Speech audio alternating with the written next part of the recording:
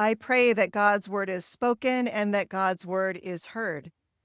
Amen. Amen. Please be seated. Well, happy Advent. Oh, come on, y'all. Happy Advent. I know it's early. I know you're awake, though. You found your way here. Happy Advent. Are you awake? Good, because that's the bottom line. If you take away anything from today's readings and prayers, we hear loud and clear, courtesy of the Apostle Paul, now is the moment for you to wake from sleep. Well, now is always the moment for us to wake from sleep in a world of infinite nows, right? In the span of eternity, all the nows are time for us to wake from sleep. So it's Advent, and we got a good dose of Isaiah. Just as promised, we will have 4 beautiful weeks of some amazing readings from Isaiah. And just as I promised you a couple weeks ago, we got Matthew's version of that little apocalypse, right? We had our pre-Advent reading 2 weeks ago, and now we have the real deal, all draped in purple, apocalyptic literature, courtesy of Matthew. Now, just a reminder, because I'm up against a whole bunch of popular culture ideas about apocalyptic literature that are usually really poorly informed, but culture is culture. It is what it is. But also because maybe not all of you were with us 2 weeks ago, what apocalyptic literature is and what it is not. It is not fortune telling. This is not Nostradamus. What apocalyptic literature is literature written to people under great duress who are struggling for their very lives. And it's written in code language. It's as if the author was using Signal because they were afraid of their message being seen by the bad guys. And so you can even imagine it being double encrypted.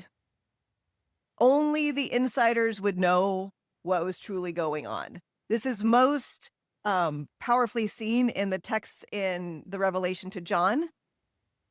But it's important to keep in mind the degree to which this is not something whereby the author is predicting something to come. It's more like the author is interpreting the headlines and interpreting these devastating headlines, particularly in the Gospels, the destruction of Jerusalem and the temple by Rome in 70 AD, interpreting that through the lens of their faith. And for Matthew's community, quite a ways after the life, death, resurrection, and ascension of Jesus, after Paul's writings, trying to make sense of why this end time, this sort of enveloping of all things into the very heart of God for good, hasn't happened yet. They're trying to make sense of all of that in light of the oppression they are suffering. And the bottom line message of all apocalyptic literature, see if you remember this one from 2 weeks ago. God wins, love wins, and meanwhile we've got what?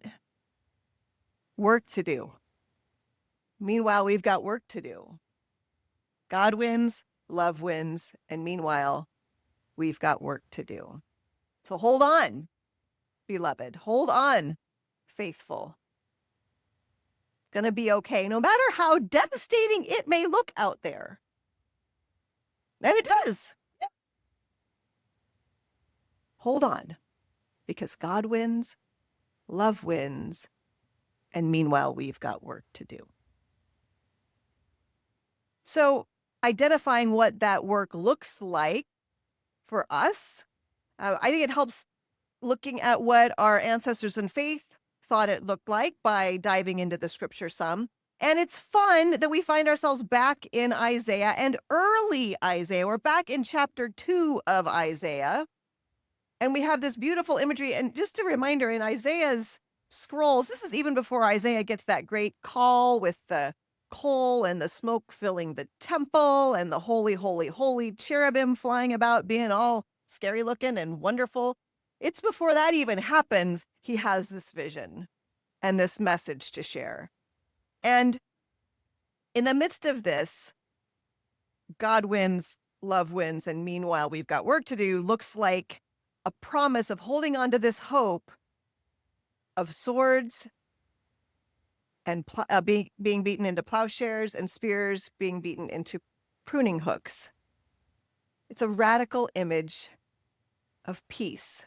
This is what we hope for. This is what we long for.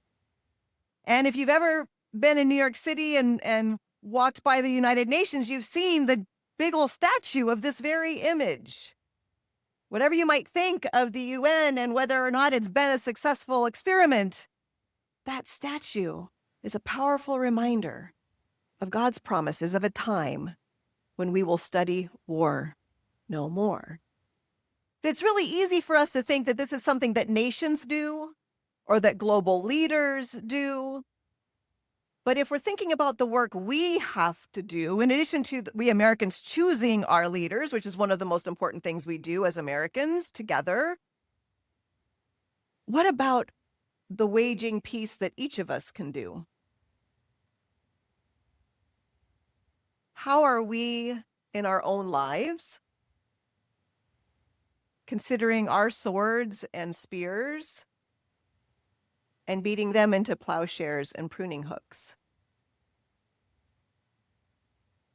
How are we waging peace in our own lives, in our own relationships, in our part of God's world? Funny question to ask right after Thanksgiving, huh? Sometimes around the Thanksgiving table, we do a lot of very intentional not using our swords and spears, right? Right? How do we engage our lives as those who wage peace? Doesn't mean not standing up for justice, doesn't mean not standing up for mercy.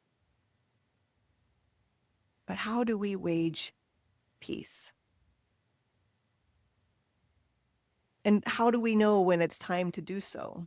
Well, we need to stay awake. Right now is the time for us to wake from sleep. We see another image of that for which we hope in this gorgeous psalm. It's one of my favorites, Psalm 122. It's a pilgrimage psalm. It's a psalm that would have been sung as people were going on pilgrimage to Jerusalem. And this image of praying for the peace of Jerusalem, may they prosper who love you. It's a very expansive vision, isn't it? When we think about the love of Jerusalem, may they prosper who love you. It's not some of who love you. It's all who love you. May they prosper who love you. What kind of reconciliation and radical peace waging would that take? What would that mean for the world? And I think true peace is possible in that beloved and broken part of the world if all who love Jerusalem were able to prosper. Means looking at things in a really different way, doesn't it? What a radical vision of reconciliation. Again, so maybe our work looks like waging peace, and maybe our work looks like waging reconciliation. What does our work look like in this time of waiting on God? I'm grateful for the hope offered us in this passage from Romans, because while it can look outside very dreary and very much not like this hope that we've been promised, this vision of possibility, we hear Paul say, the night is far gone and the day is near. It might feel like the deepest night. But what does it mean if our anticipation and our hope embrace the idea that dawn is near? It may look very, very bleak, but dawn is just moments away. Does that make us want to be more awake? Does that make us want to do more for grace, mercy, love, peace, reconciliation? The dawn is about to break upon us. Well, Matthew likes to shake things up. And Matthew has taken this temple discourse by Jesus that we first hear in Mark's gospel, the oldest of the gospels. We heard this 2 weeks ago. We heard a version of this first Advent from Luke. And he throws us a really fun way to interpret all of this. And this is where I'm going to step away from preaching a little bit and do a little more Bible study. I'm just going to own that that's what's happening here. This is going to sound a little less homiletic and a little more teachy. We've all seen and heard the popular interpretations around the rapture. I like the opening hymn's version of rapture better, the awe, the wonder of experiencing God. But I want us to read this passage closely. The popular conversations, say, in the Left Behind novels and movies and all of that, and the scare tactics used by some parts, particularly of American Protestantism, around these ideas is you don't want to be left behind, right? That is not what this text says, though, is it? It's actually the opposite. This invoking of the story of Noah is one we should really pay attention to. And I love how in this story, Jesus is pointing out to his disciples, one, nobody knows when the time is coming. No one knows when the end, which is really the wholeness and fullness of it all, is coming. Only God knows. Not even Jesus knows. So anyone out there trying to scare us into following them by saying they know, well, go back and read Matthew. But then by invoking Noah, something really powerful happens. Because what happens in the story of Noah? People are just doing their lives, right? It's not an extraordinary time, it's an ordinary time. They're just living. And then some are swept away. It's really clear that those who are left are the ones who had the good side of the story in Noah, right? So reread this part of Matthew's gospel. One is taken and one is left. One of the fun resources I sometimes follow is a blog called Left Behind and Loving It. Being left behind in this story is actually the good side of the story. And we hear in other parts of Scripture that the anticipation is not that we leave this earth, but that God comes and brings heaven to earth. I'm not going to do a deep dive into what happens to those who are taken in this story. We don't know.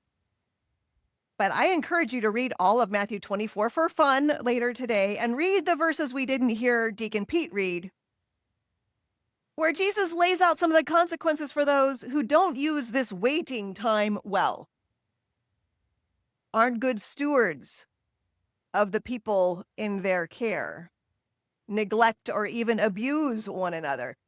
It's not good. So how are we going to use this time? How are we going to use this time when we are awake and waiting, eagerly anticipating when God will make all things right? One of the fun, rather poetic ways of talking about Advent is it's about celebrating Jesus in history, mystery, and majesty. Jesus in history, we've got our creche out here. We're anticipating our celebration of the birth of Jesus. Also, the whole ministry of Jesus, his life, death, and resurrection. The mystery is really about this time where we find ourselves. This time of anticipation, this time of waiting that we really lean into in Advent. And that mystery is sometimes one we experience in the sacraments. So that's one way we can stay awake, is to really throw our hearts into the sacraments in this season. The sacrament of the table, we'll have a baptism on the 17th, really leaning into how God shows up for us in Jesus, in our sacramental life, but also in our sacramental living. In those ways when we see God showing up in places that surprise us, in conversations we didn't know would be holy, but they were. In those moments of grace, and claiming those moments for God as part of this beautiful mystery. Until that time, when Christ comes in majesty, when God finally makes all things right and brings all of this home to God's very heart and embrace. Until then, ours is to keep awake, to hold on to our hope, and to stay busy being God's people, waging peace, seeking reconciliation, being agents of mercy and grace, forgiveness and love, remembering that now is always the time to wake from sleep.